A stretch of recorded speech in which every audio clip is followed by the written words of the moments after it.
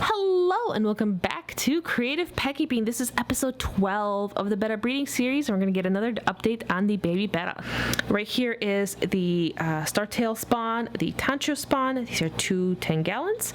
This is the Tancho spawn as well, and the Startails. So these are siblings, as well as these are siblings to these. I want to always mention that in every episode in case whoever's watching, if maybe this is your first video, this will kind of give you a little bit of extra context so you know what is going on. Now, I guess there's not a whole lot happening in terms of changes, so I haven't been moving any of the bettas. The only two things I can really point out is, one, we're starting to see marbling happening with this particular spawn, especially with the larger fry, and I'm going to try to zoom in and find a couple that are marbling. I see one right off the bat right over there, and you're all the way back there, you're blurry, but there's one that's already marbling back there.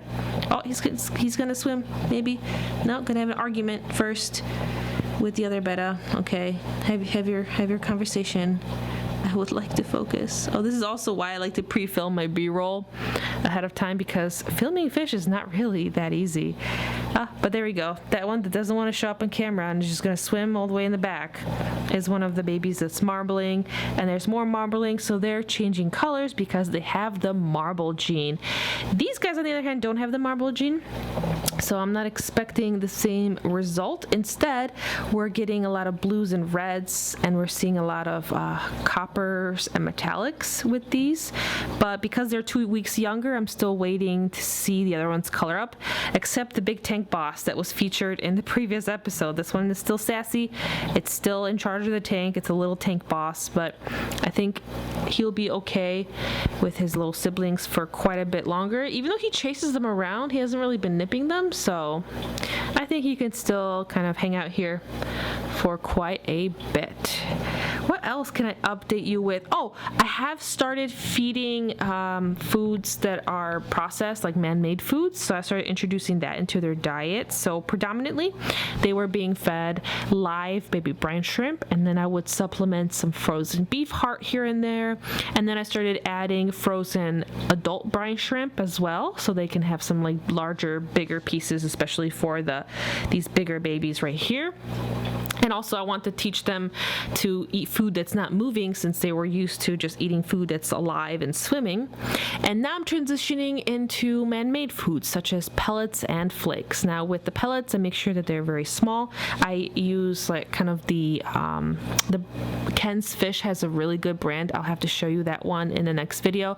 That's really ground up and it's a really good size, and it's predominantly a fry food, so it's a pretty good food to feed. And I also have been feeding flake. Now I don't have anything with me right here ready because I don't have anything out. I have to go get it. I should have kind of thought of that beforehand, but that's what you get with a one take random unplanned video, I guess. But I kind of like these because, you know, you're just seeing things as they are. But the reason why I introduce these foods is not only do I want to introduce a variety to their diet, but they need to be able to know how to eat a variety of different things. So in the future, if you end up purchasing one of my baby bettas and end up having it in your home, whether it's one or a couple, if you want to grow them out, I want to make this as easy for you as possible. And getting baby bettas to eat food that's not live is a little tricky when they're very young. They're not very willing to eat things that are not alive. And one of the things that helps is every tank now has an Endler baby in there. And the thing about Endlers, or you can also use guppies as well, like guppy fry, is that they seem to be a little more intelligent. And the Endler's right there, if you can see swimming around right over here. We got a little female. They're very smart.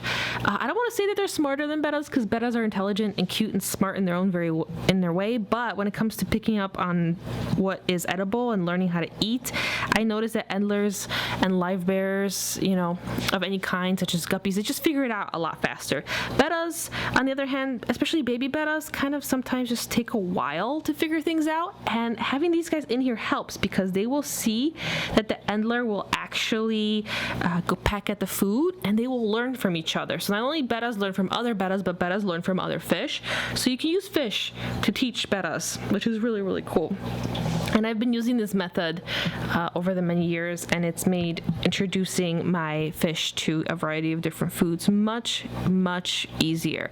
And I will, feed a variety of different things to them. I will even feed them things that might not necessarily be, for me personally, my favorite type of food to feed, but maybe very commonly bought at like PetSmart or Petco. And I just want to still include that because not everyone has the accessibility to get, the highest quality, most fanciest foods all the time. So I really want to make sure that these guys will eat anything, but also personally, I want to make sure that they're fed really well, so they're very, very healthy when you get them. So that is my little update. Nothing super crazy is happening. I'm not moving anybody into any other tanks at the moment. I am not jarring anybody yet because they're still quite happy in their grow out tanks, but I wanted to let you know how they are doing, and they're doing super, super great. So I hope that you enjoyed this update. If you're brand new and this is the first video you've ever watched, I have a whole series and you can watch how I picked my pairs, what their parents look like, which spawn succeeded, which spawn failed, and you can see them as little itty bitty tiny babies as well. So I hope that you enjoyed this video. Thank you for taking the time out of your day to hang out with me, and I'll see you in the next video.